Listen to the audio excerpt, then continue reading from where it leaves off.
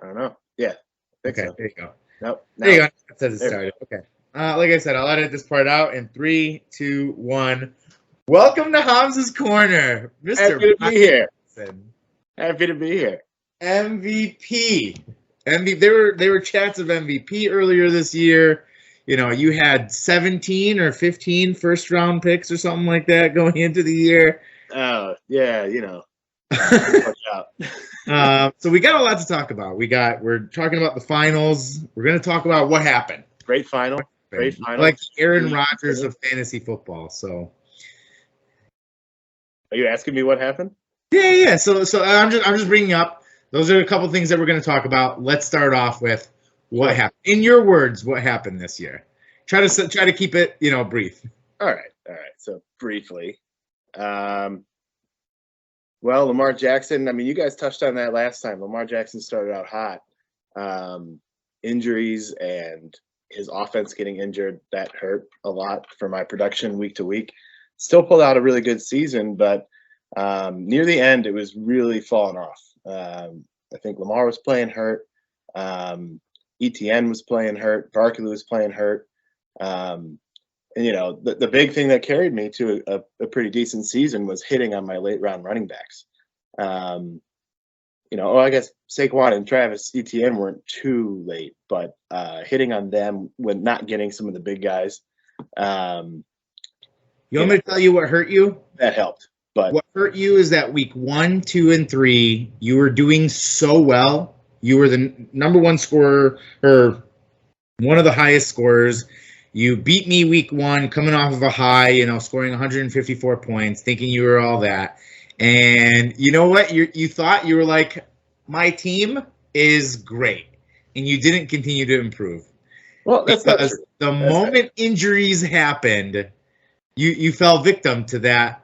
Hey, post week 3, post week 4. Listen, I'm telling you this from experience, right? This is a guy. Remember the year that I went 5-0 in the first 5 weeks, and then what happened? And then I went 0-5 in the last 5 weeks, right? Look, man, I scored the second most points in the entire league through the regular season. I had 2 bad weeks in the playoffs. Hey, just shit the bed. I mean, I can't really survive. I'll give you that. You were consistently over 100. I can't survive 2 consecutive weeks of very minimal production out of my best players. I mean, if you're going to tell me in any other week this season that there will be 2 weeks in a row where Diggs was like wide receiver 30, I'd be like, you're fucking high. There's no way. There's a lot of things. I mean, you remember who would have thought that some players would have done as well? I mean, who would have thought Miami would have done as well as they did? Who? Tell me which one of us would have put money on the Eagles being, the team that they were going into week 10, right? Well, yeah, no, not 8-1 or 9-1 or whatever they were, but I did bet on their over this year. There you go. Well, rough year. I know.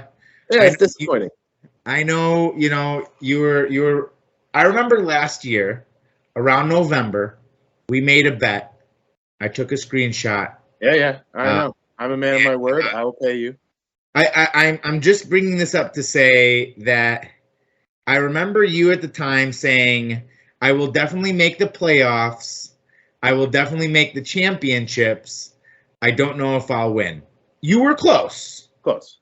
Yeah. You were close. So I'll give you that. He's not Nostradamus, okay? I will give you that. I was rightfully confident. I mean, yeah, you know what? For a long Your time. Your confidence paid off. You made it to the Final Four. You just, Timmy Tango just came in, and he's earning himself a new nickname here with the B Cast instead of Joe B. Ass bangers. I was gonna say that. No, congrats to Tim. He's had a roller coaster type season, but for 2 weeks he put it together, and he beat me. What are you gonna do? Any given Sunday, and Tim is one of those people that every year shows up in the playoffs. He's very consistent. I think it was like a year or two ago. I was looking at the history, and I think he has the most playoff appearances out of anybody in the entire league, and I think the most semifinal appearances as well. Yeah, I don't know. I can't remember what it was, but it was pretty high. I think it was like 8 out of 11 seasons or something like that. Yeah. So I don't have the league's history to be able to go off of that information, but I will say this. The Tim versus Steve matchup is an interesting one because both their teams have had highs, both their teams have had lows. I will say Steve has had more consistent high weeks than Tim. However, Steve has had a rockier end to the season than Tim, where Tim has, progressed pretty significantly from his. He's a 6-5 team that made it to the playoffs, right? The one thing that I will say, Tim won in their head-to-head, right? Yeah, what week was that? That was early, right? Shit. I actually week did 3. Week 3? Week 3, Tim beat Steve 101.7 to 79.86. So that was a long time ago. These are completely different teams now. True. I will say, looking at Steve's top four-ish, to Tim's top 4, Steve has Justin Fields, who, if the Bears were smart, would not play him the entire game. So will he start him? Will he not? Because if Justin Fields goes off, puts up 30 points, that'll be big. That'll be significant for Steve. Same thing with CMC, right? Christian McCaffrey. He'll play. He'll probably play the full game. I know the 49ers are in it to win it, try to keep winning as many games as possible because of the East Division. They're doing what they can. Jefferson, part of Minnesota, and Chubb, right? Those are some of his top players. Yeah. What benefits him is 3 of the 4 players are gonna continue to play, are gonna continue to win, unless they're blowouts. He can see a lot from his players. Tim has Justin Allen, Jamar Chase, Mixon, and Ramondre Stevenson, right? So he kind of hobbles himself by having Chase and Mixon both being in the same team, because unless Cincinnati is whomping on someone, one of those players is not gonna, do too much. Yeah, I mean, like Steve had that problem last year, right? I mean, he diversified. Yeah, he had 2 or 3 of the Vikings players. I don't know about that as a strategy, but I know that, so far this year, Joe Mixon's role is elite.